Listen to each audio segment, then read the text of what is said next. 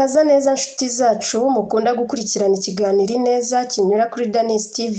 Ni iby'agaciro kenshi kuba turi kumwe muri iki kiganiro cyanyu gikundwa na bose. Ikiganiro gitanga ubutumwa bwubaka, buhumuriza imitima kandi bugashishikariza buri wese kugira imitekerereze myiza. Nk'uko mubimenyereye, iki ni kimwe mu biganiro byanyu bibagezaho ubutumwa bwihariye bugamije gufasha abantu kongera kubaka icyizere, kwisuzuma no gutera intambwe nshya mu rugendo rw'ubuzima. Ndahiro Clementine, mwiriweho neza. Uyu munsi tugiye kuganira ku nsanganyamatsiko ikomeye cyane igira iti uko wahindura agahinda mu byishimo by'ukuri. Igice cya mbere, gusobanukirwa agahinda. Agahinda ni kimwe mu byiyumvo bisanzwe umuntu wese anyuramo. Ni igisubizo cy'umubiri n'umutima mu bihe bitoroshe, ibihe byo kubura, gucibwa intege cyangwa gusuzugurwa.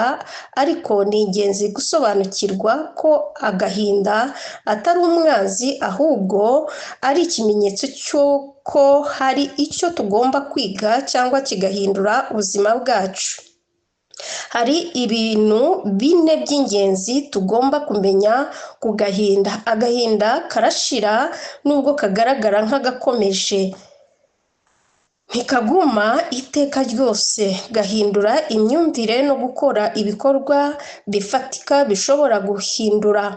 Agahinda ni umurongo w'ubuzima, katwigisha kwihangana, kwiyubaka no gushimisha ibyo dufite. Gahindura agahinda ntibisaba guhunga amarangamutima, ahubwo bisaba kumenya uburyo bwo kuyoborwa no kuyobya mu nzira nziza. Agahinda gashobora kuba intambwe y'ibyishimo iyo ushoboye guhangana n'agahinda mu buryo bwiza. Turushaho kwishima no kugera ku byishimo by'ukuri. Igice cya kabiri, impamvu zitera agahinda. Agahinda gashobora guterwa n'impamvu nyinshi, ariko hari izigaragara kenshi mu buzima bwacu. Kubura umuntu cyangwa ikintu dukunda, kuba tutagikora cyangwa kubura umuntu dukunda bishobora gutera agahinda gakomeye mu buzima. Gutsindwa cyangwa gucibwa intege mu byo dukora, ibintu bituma umuntu yumva adafite agaciro kandi cyangwa adashoboye. Umutekano muke mu mibanire, inshuti zidakora neza, amakimbirane mu miryango cyangwa kutizerana bishobora gutera agahinda. Kuba umuntu adashoboye kugera ku nzozi ze. Iyo umuntu afite inzozi ariko ntizigereho, agahinda karamuzengurutsa. Igice cya gatatu, uburyo bwo guhindura agahinda mo ibyishimo. Hari no mu bintu by'ingenzi bihinduka uko wahindura agahinda mu byishimo by'ukuri. Hari intambwe zitandukanye. Icya mbere, kumenya no kwemera amarangamutima yawe.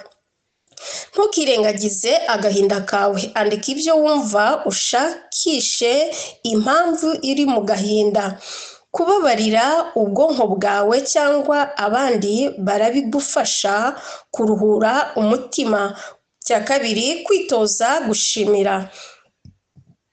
Shyiraho umuco wo gushimira buri munsi. Andika ibintu 5 wigeze ibyo gushimira buri munsi. Ibi bituma umutima wawe ugera mu byishimo by'ukuri bishingiye ku byo ufite ho kuba ku byo wabuze. Icya gatatu, gukora ibikorwa bitagutera ibyishimo. Jya mu bikorwa biguhuza n'abandi, gufasha abandi, gutembera, gukora siporo. Ibi bituma umubiri urekura ibyiyumvo byiza, bikagabanya agahinda. Icya kane, shaka abantu bagushyigikira. Kuba hafi y'inshuti nziza cyangwa umuryango wita ku mutima wawe bigufasha guhangana n'agahinda.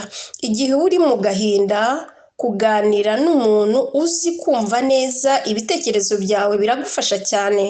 Kwiyubaka mu buryo bw'umwuka, cyo ni icya gatanu. Gusenga cyangwa gusoma ijambo ry'Imana bituma umutima uhumurizwa kandi bikongeraho icyizere. Kwizera ko ibyiza biri imbere bituma umuntu adatsindwa n'agahinda gahoraho. Igice cya kane, imyitozo ifatika. Umunsi w'ibyishimo. Buri munsi fata iminota 10 utekereze ku byiza by'umunsi wawe.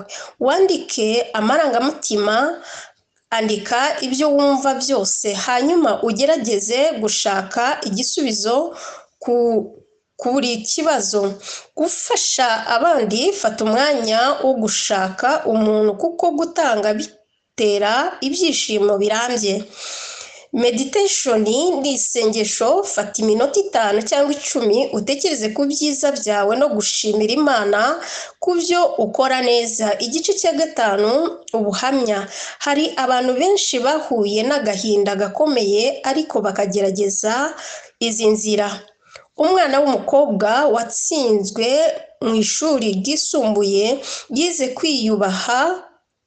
kwiyubaka no kwishimira ibyo yagezeho, maze agahinda kaje guhinduka ibyishimo by'ubuzima bwe. Umugabo wabuze akazi keza yagiye mu bikorwa byo gufasha no gusenga buri munsi, maze yongera kubona amahirwe mashya mu kazi no mu mibanire ye. Ibi byerekana ko nta gahinda kadashobora guhindura ibyishimo iyo dufite intambwe zikwiriye. Igice cya nyuma, ubutumwa bw'ingenzi. Nshuti zacu, agahinda ni igice cy'ubuzima ariko ntikagomba kudutera kunanirwa, kuko twiga kumva, kwemera no guhindura agahinda mu bikorwa bifatika by'ukuri, nuko tugera mu byishimo birambye. Inyigisho nyamukuru: gira umutima uhumuriza n'agahinda kawe. Shyiraho umuco wo gushimira no gufasha abandi. Shaka ubufasha bw'abantu beza kandi bigushyigikira. Iyobowe n'umwuka kandi wizere ibyiza biri imbere.